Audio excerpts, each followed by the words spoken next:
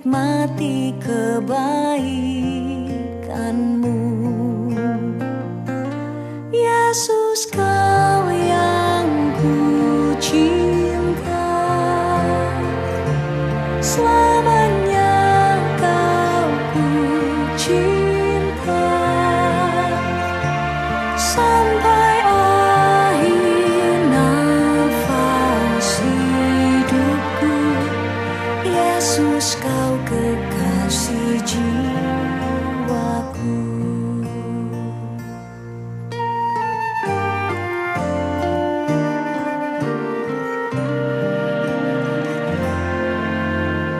Hari berganti, tahun pun berlalu, sampai memutih rambutku.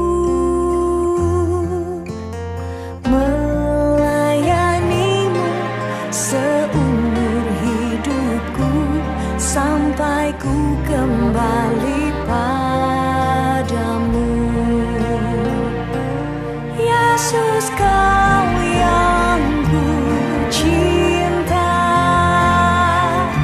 selamanya Kau ku cinta, sampai akhir nafas hidupku. Yesus, Kau kekasih jiwaku. Yesus, Kau yang ku cinta, selamanya Kau ku cinta, sampai akhir nafas hidupku. Yesus, Kau kekasih jiwaku.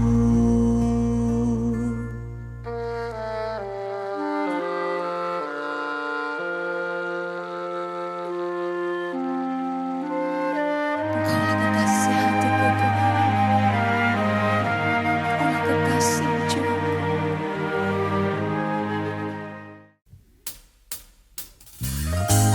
Shalom Bapak Ibu Saudara. Mari di rumah-rumah saat ini kita mau bersama-sama memuji Tuhan. Kita mau bersorak buat Tuhan kita, sebab Dia tempat perlindungan kita selama-lamanya. Haleluya. Bersoraklah bagi Tuhan, Dialah benteng perisai hidupku. Bersoraklah bagi Tuhan, Dialah perlindunganku. Bersoraklah bagi Tuhan.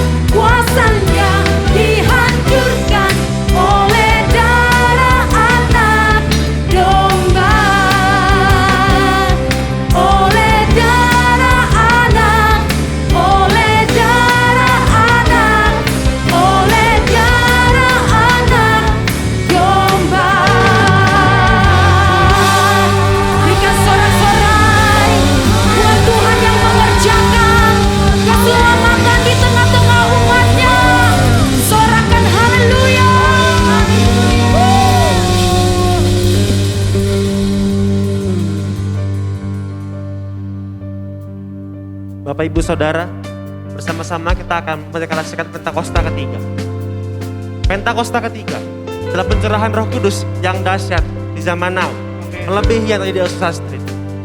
Pentakosta ketiga akan mengakibatkan penuaian jiwa yang terbesar dan yang terakhir sebelum Tuhan Yesus datang kembali. Pentakosta ketiga akan membangkitkan generasi Yeremia, yaitu anak-anak muda yang dipenuhi Roh Kudus, cinta mati-matian kepada Tuhan Yesus, dan tidak kompromi terhadap dosa, dan akan bergerak untuk memenangkan jiwa. Pentakosta ketiga lahir di Indonesia dan bergerak ke bangsa-bangsa. Gerakan ini dari timur ke barat dan akan kembali ke Yerusalem. Pentakosta ketiga akan memberikan kuasa untuk menyelesaikan amanat agung, dan setelah itu Tuhan Yesus datang kembali.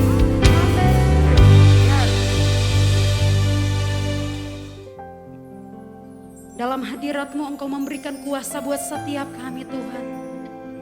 Dalam hadirat-Mu Engkau sediakan keselamatan buat setiap kami. Untuk itu saat ini kami mau datang menyembah Engkau Tuhan. Saat yang indah kami rindu terus bersama-sama dengan Engkau ya Tuhan. Mari Bapak Ibu Saudara angkat suara kita sembah Tuhan.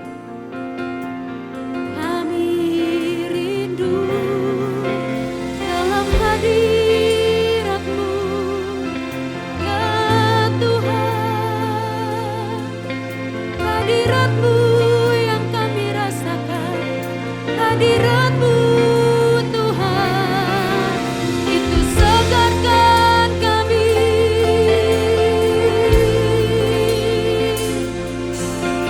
Hadirat-Mu Tuhan, kami rasakan saat ini. Saat ini ya Tuhan. Shanararamo ya shane, shanararamo. Dalam hadirat-Mu kami dapatkan ketenangan. Dalam hadirat-Mu Kau nyatakan kuasa-Mu bagi umat-Mu ya Tuhan, bagi setiap jiwa-jiwa ya Yesus. Shanararamo ya shane, shanararamo ya shane, kiramo ya shane. Kau bawa kami terus masuk dalam hadirat-Mu ya Tuhan. Bawa kami menikmati hadirat-Mu, sebab dalam hadirat-Mu Engkau berikan kesembuhan. Di dalam hadirat-Mu ada kemenangan yang Engkau kerjakan bagi kami ya Yesus. Shanararamo ya shane, shanararamo ya shanararamo, kiramo ya shane bagi kami. Shanararamo ya shane. Ini saat yang indah kami datang menyembah Engkau Tuhan. Ini saat yang indah kami ada di dalam hadirat-Mu.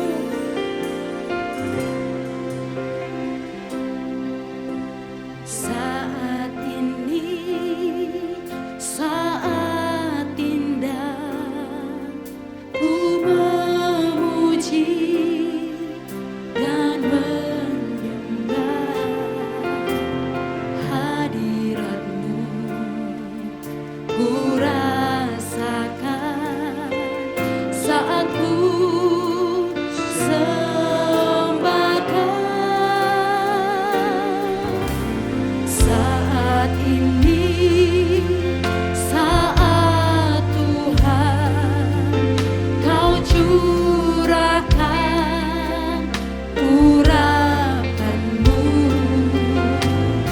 hadirat-Mu ku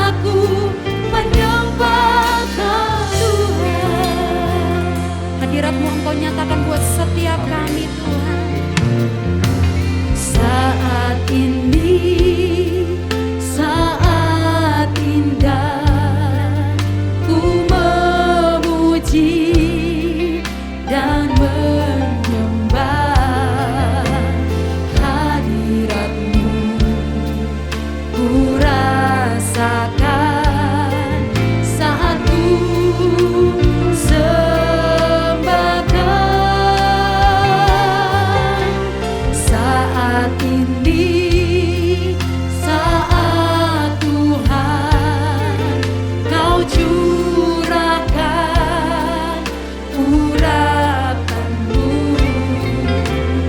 hadirat-Mu ku rasakan saat ku sembah hadirat-Mu, hadirat-Mu ku rasakan saat ini, saat ini urapan-Mu ku rasakan saat aku menyembah hadirat-Mu ya Tuhan, hadirat-Mu ku rasakan saat ini, saat urapan-Mu ya Tuhan ku rasakan saat aku mari terus katakan hadirat-Mu, hadirat-Mu Engkau sedang curahkan hadirat-Mu di tengah-tengah kami Tuhan, saat ini urapan-Mu ku rasakan saat aku menyembah.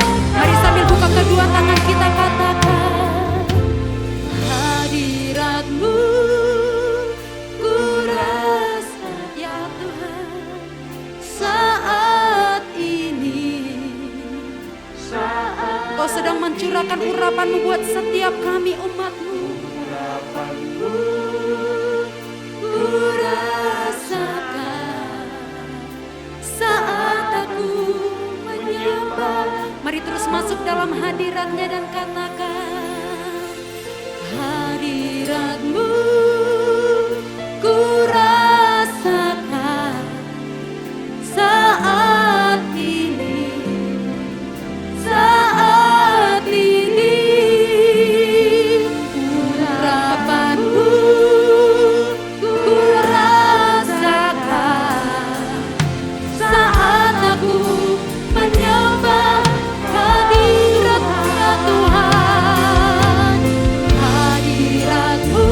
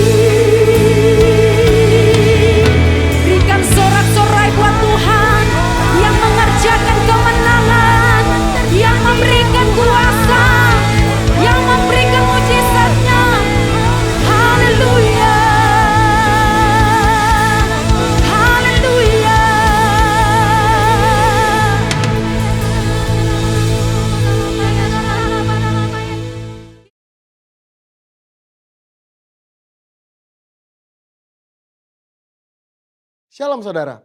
Saya percaya hari ini kita semua dalam keadaan yang baik dan luar biasa. Dalam edisi Voice of Pentecost kali ini, kita akan membahas berkat bagi orang yang menjaga integritas hidup. Kita seringkali mendengar bahwa banyak orang sukses dan pintar, tetapi sedikit yang mempunyai integritas. Di dalam Alkitab terjemahan NIV, tercatat ada 22 kata integrity. Hal ini menunjukkan betapa pentingnya integritas di mata Tuhan. Lalu pertanyaannya adalah, mengapa orang percaya diminta untuk menjaga integritas? Orang-orang yang menjaga integritas, hidupnya akan mendapatkan keamanan, perlindungan, anak cucunya akan ikut bahagia, tuntunan, serta perkenanan dari Tuhan. Di dalam Efesus 4 ayat pertama mengisahkan bagaimana Paulus yang sedang dipenjara memberikan nasihat kepada jemaat di Efesus supaya mereka menaruh bobot panggilan sebagai anak-anak Tuhan seimbang dengan gaya hidup yang menunjukkan kualitas moral dan karakter yang sesuai. Sekarang kita akan mempelajari berkat dan manfaat dari orang yang menjaga integritas hidupnya. Yang pertama, keamanan dan perlindungan dari Tuhan. Amsal 10 ayat 9 berkata, siapa bersih kelakuannya, aman jalannya, tetapi siapa berliku-liku jalannya akan diketahui. Kata bersih kelakuan di dalam terjemahan NIV menggunakan kata walks in integrity. Kenapa aman? Karena susah orang lain untuk mencari celah untuk menjatuhkan. Seperti contoh, orang Farisi berusaha berkali-kali untuk menjatuhkan Yesus, tetapi tidak berhasil. Dengan menjaga integritas, segala aspek kehidupan kita akan aman. Yang kedua, tuntunan Allah akan semakin tajam. Amsal 11 ayat 3 berkata, orang yang jujur dipimpin oleh ketulusannya, tetapi pengkhianat dirusak oleh kecurangannya. Tuntunan roh kepada setiap orang percaya akan semakin efektif ketika kita juga berlatih untuk hidup sesuai dengan prinsip-prinsip firman Tuhan. Semakin kita dituntun oleh Roh Kudus, maka kita semakin masuk ke dalam kehendak Bapa. Yang ketiga, keturunannya akan berbahagia. Amsal 20 ayat 7 berkata, orang benar yang bersih kelakuannya, berbahagialah keturunannya. Integritas di ayat ini digambarkan dengan kata bersih kelakuannya. Bersih kelakuan di sini artinya kita menghidupi kebenaran firman. Dalam Mazmur 37 ayat 25-26 dikatakan orang yang benar anak cucunya akan menjadi berkat. Mereka tidak akan meminta-minta roti. Yang keempat, perkenanan Allah turun kepada orang yang berintegritas. 1 Tawari 29 ayat 17 berkata, aku tahu ya Allahku bahwa engkau adalah penguji hati dan berkenan kepada keikhlasan. Maka aku pun mempersembahkan semuanya itu dengan sukarela dan tulus ikhlas. Allah berkenan kepada keikhlasan. Orang yang tulus ikhlas adalah orang yang memiliki motivasi yang murni tanpa ada niatan lain. Apa yang benar yang harus dilakukan, itulah yang dilakukan. Dan ternyata itu menjadi suatu persembahan yang berkenan kepada Allah. Bukankah itu adalah berkat tersendiri yang luar biasa? Perkenanan Allah membawa berkat tersendiri dalam hidup kita. Berbicara soal perkenanan Tuhan, kalau kita melihat ayat emas kita tahun ini di Mazmur 24 ayat 4-5, maka secara khusus kata berkat dari Tuhan di situ berbicara mengenai perkenanan dan kemurahan yang Tuhan akan tunjukkan kepada mereka yang menjaga hidupnya bersih dan murni. Banyak ayat dari kitab Mazmur yang mencatat berkat dari orang yang dikenal oleh Tuhan. Salah satu contohnya adalah Mazmur 90 ayat 17 berkata, kiranya kemurahan Tuhan Allah kami atas kami dan teguhkanlah perbuatan tangan kami. Ya, perbuatan tangan kami teguhkanlah itu. Perkenanan Tuhan akan meneguhkan dan menguatkan hasil karya dan pekerjaan saudara dan saya. Bisnis, usaha, dan pekerjaan kita diteguhkan, dilindungi oleh Tuhan. Di dalam perjanjian baru, Yesus mengajar berbahagialah orang yang suci hatinya karena mereka akan melihat Allah. Yesus menyebutkan secara langsung berkat ini, yaitu mereka akan melihat Allah. Melihat Allah di dunia ini artinya melihat perbuatannya yang baik, melihat pertolongannya, dan pada akhirnya betul-betul kita melihat Allah dalam segala kemuliaannya ketika Dia menjemput kita kali yang kedua. Siapa yang mau hidup berintegritas setelah mendengar begitu banyak berkat yang Allah sediakan? Saya percaya kita semakin semangat hidup sepadan dengan panggilan Tuhan yang mulia. Saudara, untuk penjelasan lebih lengkapnya dari tim teologi kami, jangan lupa buka link yang ada di atas atau scan QR Code yang tersedia. Salam integritas, Tuhan Yesus memberkati.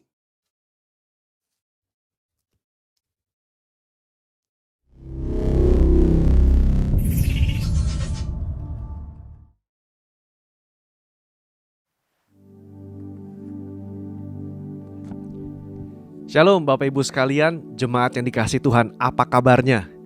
Walaupun kita nggak berjumpa secara langsung, tapi saya berdoa setiap saudara yang menghadiri ibadah ini diberkati Tuhan lewat pujian penyembahan, dan sebentar kita ingin membahas kebenaran firman. Nah Bapak Ibu, hari ini kita membahas kebenaran firman yang diambil dari 1 Samuel pasal yang keempat dan yang ketujuh. Kita akan belajar dari Tugu Ebenezer. Ya, ada 3 hal yang dapat kita pelajari dari Tugu Ebenezer.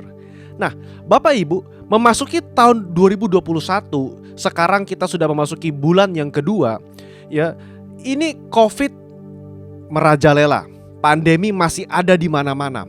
Ya, dan terakhir kalau saya lihat, saudara, tingkat kematian pun masih cukup tinggi. Ya, sekalipun rata-rata orang yang positif itu sudah mulai menurun Bapak Ibu, tetapi ini masih ada. Ya, puji Tuhan ada vaksin Bapak Ibu. Tetapi kita sudah melewati beberapa bulan, hampir 10 dan 11 bulan pandemi berlangsung di Indonesia. Kita mungkin bertanya sama Tuhan, Tuhan, apakah Tuhan gak mendengarkan doa umat? Apakah Engkau hendak melakukan sesuatu yang kita mungkin gak tahu apa rencana Tuhan? Saudara, saya yakin masing-masing kita pasti bergumul dengan pertanyaan tersebut. Dan Bapak Ibu izinkan ya, saya berbicara bahwa apapun yang kita rasakan tentang Tuhan itu tidak mengubah janjinya di dalam firman Tuhan. Jangan sampai apa yang kita rasa, oh saya rasa kok kayak Tuhan jahat ya, saya rasa kok kayaknya Tuhan begini, Tuhan begitu. Bapak Ibu, perasaan kita jangan sampai itu mengalahkan kebenaran dan janji yang Tuhan telah taruh dalam firman Tuhan. Kalau saya catat Bapak Ibu, di Alkitab banyak sekali ayat yang berbicara mengenai Tuhan yang selalu menepati janji-janjinya. Dalam Yosua pasal 21, Amsal pasal 13, Yeremia pasal yang pertama, Filipi pasal 1.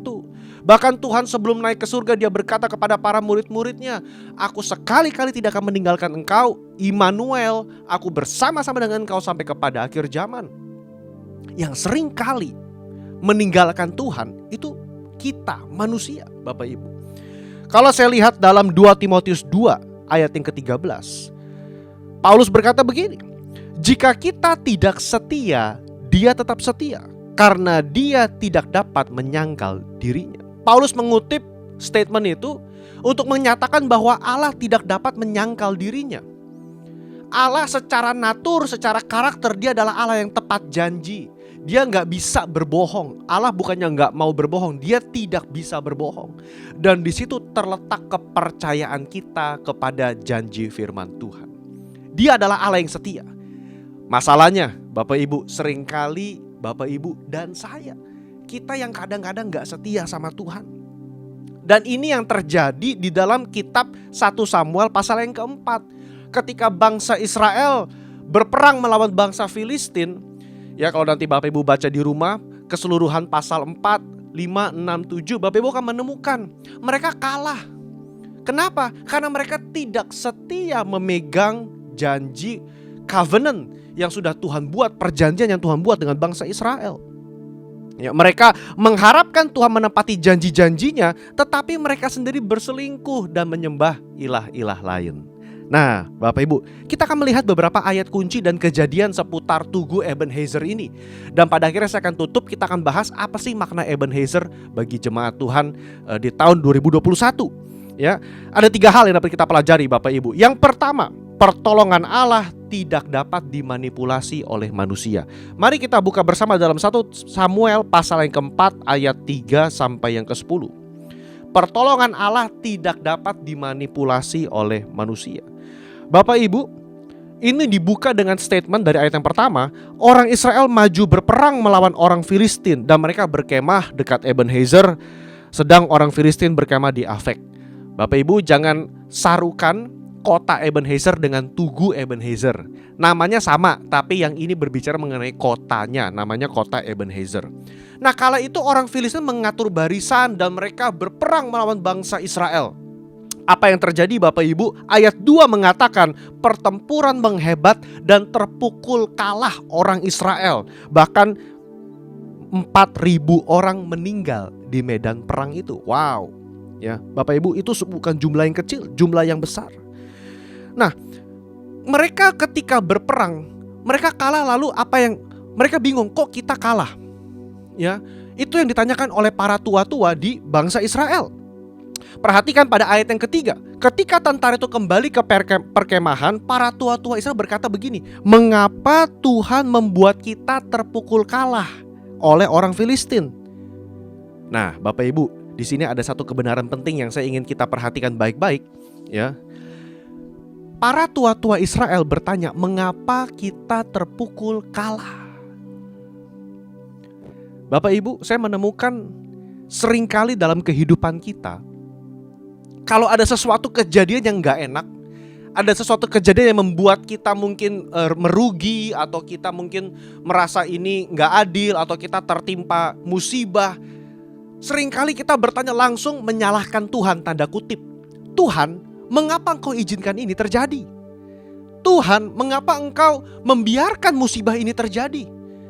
Pertanyaan para tua-tua Israel itu mirip dengan apa yang seringkali mungkin kita tanyakan. Bukannya kita introspeksi diri, kita merenung kenapa Tuhan izinkan bangsa Israel kalah.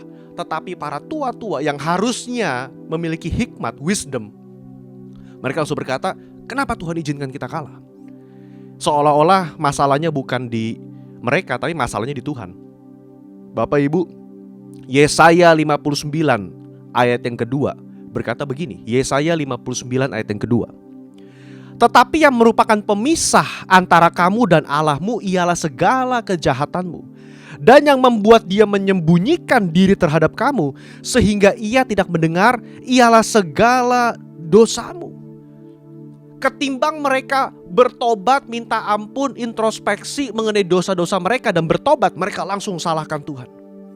Dan lebih hebatnya lagi Bapak Ibu, para tua-tua ingat peperangan dulu ketika Yosua merebut Yeriko, ya kan? Ketika tabut perjanjian itu dibawa di dalam peperangan dan mereka menang, mereka berpikir begini pada ayat yang ketiga, ya kan? Marilah kita mengambil dari Silo tabut perjanjian Tuhan, supaya ia datang ke tengah-tengah kita dan melepaskan kita dari tangan musuh kita. Mereka berpikir dengan membawa tabut perjanjian yang memang melambangkan kehadiran Tuhan, peperangan pasti bisa dimenangkan. Masalahnya Bapak Ibu, poin pertama kita belajar, Allah tidak dapat dimanipulasi. Apa tabut perjanjian? Tabut perjanjian itu melambangkan kehadiran Tuhan di bangsa Israel. Ya. Sekarang kita nggak punya tabut perjanjian secara real Bapak Ibu. Ya, kita mungkin bisa beli tiruan, ya. Tetapi konsepnya seringkali manusia itu menukar kepercayaan kepada pribadi Tuhan, ditukar mempercayai benda-benda yang dianggap bisa membawa kehadiran Tuhan. Contoh, ya, ada sebagian orang Kristen yang percaya kalau di rumah itu harus ada pernak-pernik, misalnya kekristenan, Kristiani, ada salib, ya, lalu ada mungkin tempelan-tempelan yang dipercaya itu bisa membawa keselamatan bagi rumah itu, yang dipercaya bisa membawa keberuntungan misalnya. Bapak Ibu, hadirat Tuhan tidak dapat dimanipulasi oleh manusia. Ya. Orang Israel mereka ingat dulu kalau perang Yosua itu bawa tabut dan Yeriko kalah. Berarti kita harus bawa tabut untuk Allah hadir dan menang. Bapak Ibu, kehadiran Allah, yes betul, dia ada, tetapi dia tidak mengizinkan kemuliaannya direndahkan semena-mena oleh manusia, bahkan oleh bangsa Israel. Bapak Ibu, apa yang terjadi? Kita baca, ya kan, ketika tabut perjanjian ada di bangsa Israel, ayat yang kelima mengatakan semuanya bersorak-sorai dengan suara nyaring, bahkan terdengar ke camp orang Filistin. Bangsa Filistin ketakutan. Mereka ternyata pernah mendengar. Perhatikan pada ayat yang ke-7 dan ke-8. Mereka bilang begini, aduh, celakalah kita, sebab Allah mereka hadir di tengah-tengah mereka. Ya kan? Ayat yang ke-8, siapa yang dapat menolong kita dari tangan Allah yang maha dahsyat ini? Inilah Allah yang menghajar orang Mesir dengan berbagai-bagai tulah di padang gurun. Mereka dengar, mereka tahu perbuatan Tuhan. Mereka ketakutan.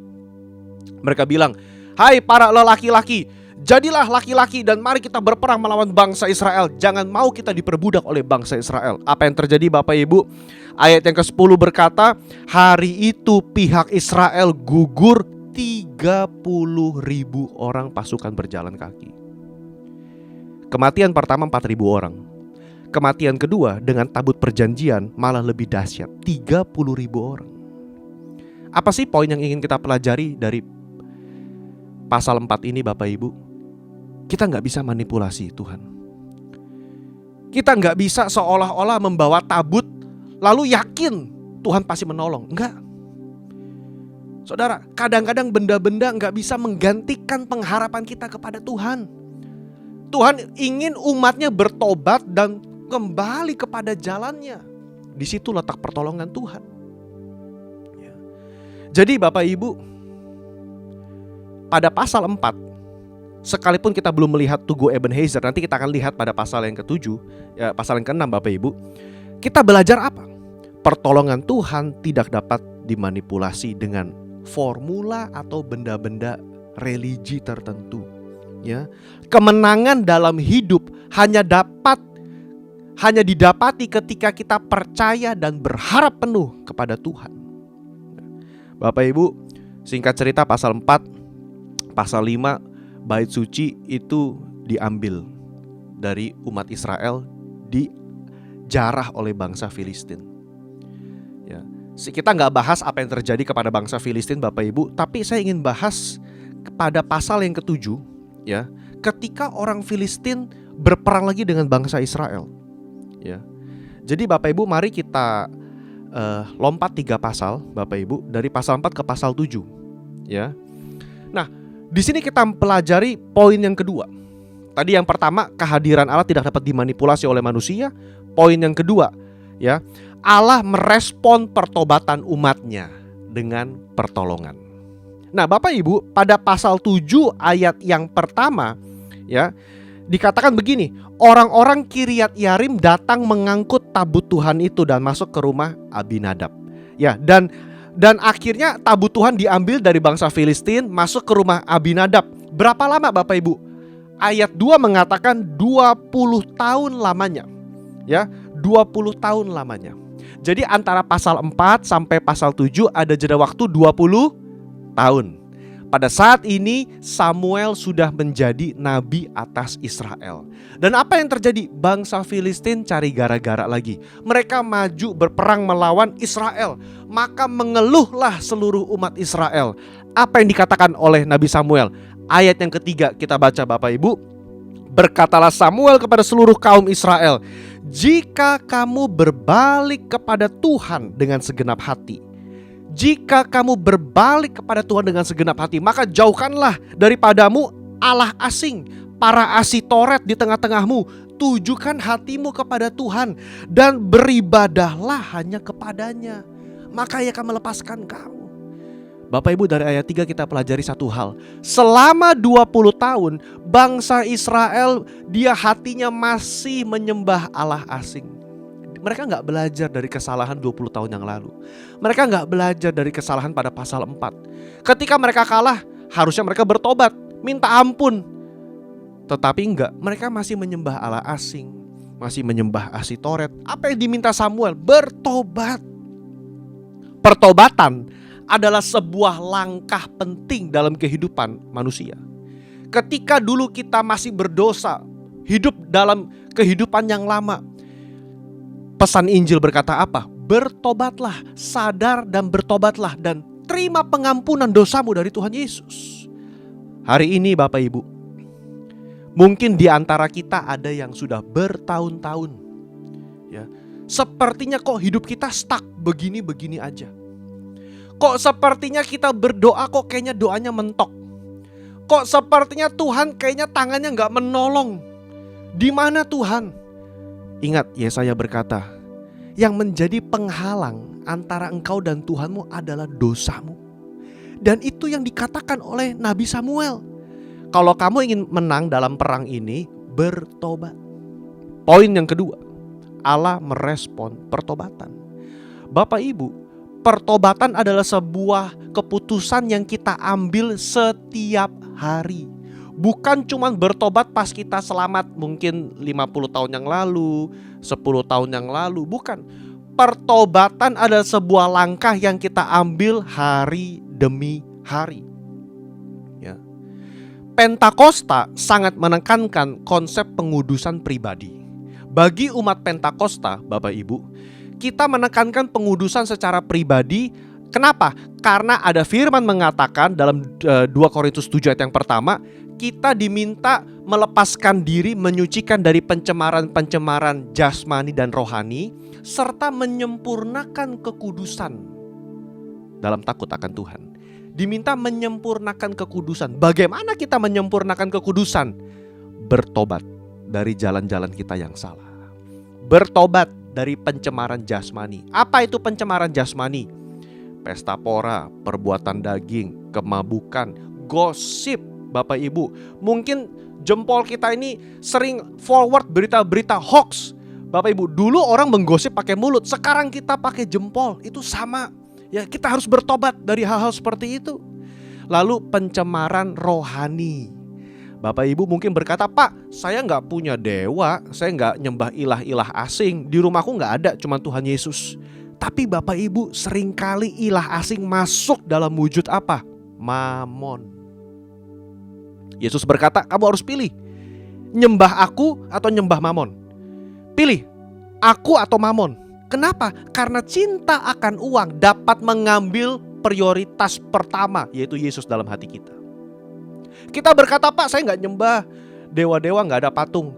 Tapi yang kita sembah cinta akan uang. Dalam hidup kita, ternyata kekayaan, kenikmatan duniawi itu lebih tinggi daripada kecintaan kita akan kekekalan surga itu. Nah, di sini Samuel berkata kepada bangsa Israel, dan saya percaya juga ini perkataan buat setiap kita termasuk saya, bertobat. Hari ini kalau engkau ingin menerima pertolongan Tuhan, bertobat. Cari wajahnya, cari kehendaknya. Jauhkan diri, putar balik. Kata bertobat artinya berputar haluan 180 derajat.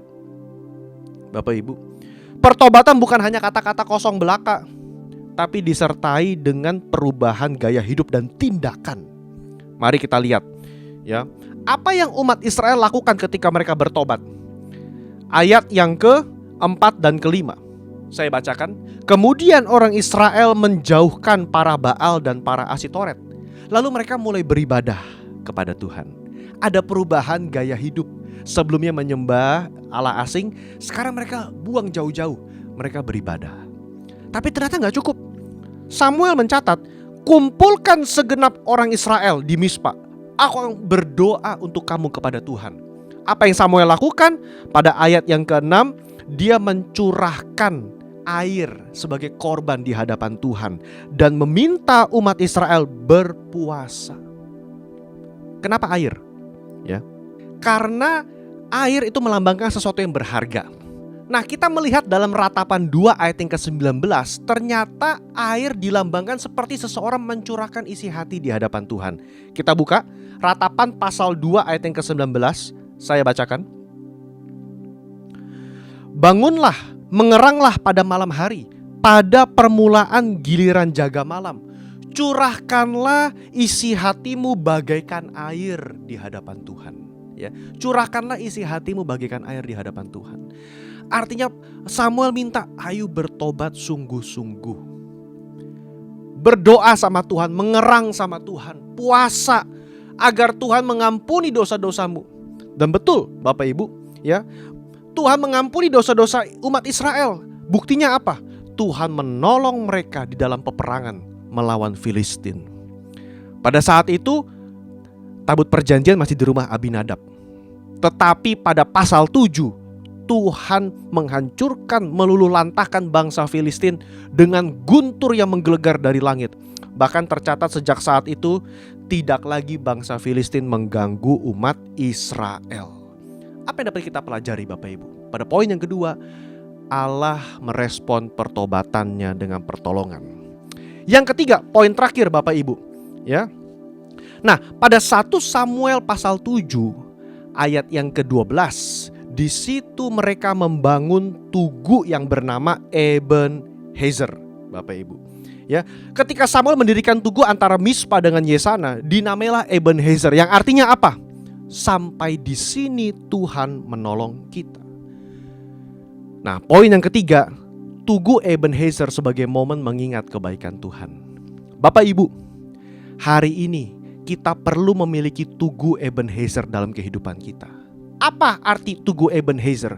Tugu Ebenezer itu artinya kita mengingat momen-momen di mana Tuhan menolong setiap kita. Kita mengingat kapan Tuhan menolong kita. Mungkin 10 tahun lalu saudara disembuhkan dari penyakit. 5 tahun lalu Tuhan memberikan mujizat dalam bisnis saudara. Mungkin 3 tahun lalu Tuhan menjawab doamu untuk memiliki anak. Itulah momen Ebenezer. Kenapa perlu dibangun tugu? Kenapa perlu diingat Bapak Ibu? Karena dalam masa-masa padang gurun, dalam masa-masa di mana kita merasa Tuhan sepertinya jauh, Tuhan gak menjawab doa kita, kita perlu mengingat Ebenezer. Bapak Ibu, ada gak tugu Ebenezer dalam kehidupanmu? Ada gak momen-momen kebaikan Tuhan yang kita ingat dalam kehidupan kita? Kita perlu mengingat itu Bapak Ibu. Ya, kalau Samuel berkata sampai di sini Tuhan menolong kita, boleh saya katakan, kalau Tuhan menolong kita di masa lalu, Tuhan sanggup menolong kita melewati tahun 2021 dengan luar biasa. Katakan amin.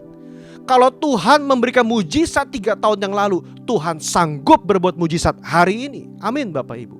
Kalau Tuhan membebaskan kita 2 tahun lalu dari masalah, Tuhan sanggup membebaskan kita.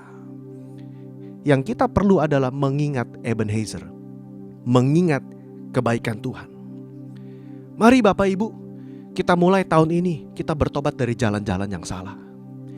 Kita gak bisa manipulasi Tuhan. Kita gak bisa menggantikan pengharapan kepada pribadi Tuhan dengan mungkin benda-benda. Enggak Bapak Ibu.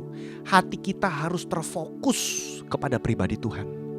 Dan biarlah dalam momen-momen di mana kita merasa seolah-olah Tuhan jauh, kita mengingat Ebenezer. Kita mengingat kebaikan Tuhan dalam kehidupan kita. Bapak Ibu, fakta bahwa kita hari ini masih bisa beribadah, bukankah itu kebaikan Tuhan? Fakta bahwa hari ini Tuhan masih melindungi, bukankah itu kebaikan Tuhan? Jangan biarkan iblis mengintimidasi, jangan biarkan iblis menipu. Kalau kita mungkin Tuhan sudah jahat, Tuhan udah lupa sama kamu, Tuhan udah gak peduli, itu tipuan iblis. Kita melawan dengan kebenaran firman dan kita berkata, kecaplah dan lihatlah betapa baiknya Tuhan. Saya mengingat kebaikan Tuhan. Ada momen-momen, ada tugu Ebenezer yang saya bangun dalam hidup saya, yang perlu saya sharing dengan keluarga saya, agar keluarga dan anak-anak saya tahu bagaimana Tuhan menjaga, bagaimana Tuhan menepati janjinya. Bapak Ibu, saya tutup. Ada 3 hal yang dapat kita pelajari dari Ebenezer. Dalam 1 Samuel pasal 4 kita melihat bahwa pertolongan Tuhan tidak dapat dimanipulasi oleh cara manusia. Kita bisa punya tabut perjanjian, tapi kalau hati kita nggak melekat kepada Tuhan, percuma. Yang kedua, kita belajar apa? Allah meminta pertobatan, dan Allah merespon pertobatan umatnya dengan pertolongan. Hari-hari ini, siapa yang butuh pertolongan dari Tuhan? Jangan kita terus-menerus salahkan dan komplain sama Tuhan. Cek, ada nggak hal yang perlu kita bertobat hari ini? Ambil langkah pertobatan hari ini. Yang ketiga, ingat Ebenezer dalam kehidupan Bapak Ibu dan saya. Ingat ada momen-momen yang Tuhan siapkan, yang dimana Tuhan telah menyatakan mujizat, tanda-tandanya. Itu yang kita pegang. Kita ingat, kita berkata, kalau Tuhan tolong saya dulu, Tuhan sanggup tolong saya sekarang. Bahkan Tuhan sanggup menjaga saya sampai kepada akhir zaman di mana Dia datang menjemput kita di kali yang kedua. Mari kita berdoa. Tuhan Yesus, terima kasih untuk firman-Mu pada hari ini. Berkati setiap jemaat yang mendengar. Bapa, biarlah hamba-Mu yang terbatas, tapi Roh Kudus tidak terbatas yang memeteraikan firman ini dalam hati setiap kami.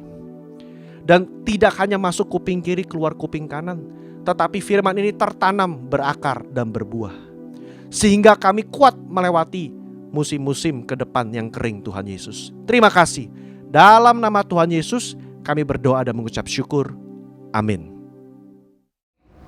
Mari sebelum kita mengakhiri ibadah kita pada hari ini, mari saya undang saudara untuk boleh mengangkat kedua tangan kita. Kita akan menerima berkat daripada Tuhan. Hamba-Mu meminta berkat yang berlimpah-limpah dari Bapa di surga, dalam kasih karunia Anak-Nya yang tunggal Tuhan Yesus Kristus, dan dalam persekutuan yang manis dengan Roh Kudus, tercurah melimpah dalam hidup-Mu dan hidupku, dari sekarang sampai Maranatha, sampai Tuhan Yesus datang, bahkan sampai selama-lamanya. Yang percaya dan diberkati Tuhan, kita sama-sama katakan, amin. Selamat hari Minggu, Tuhan Yesus memberkati. Yesus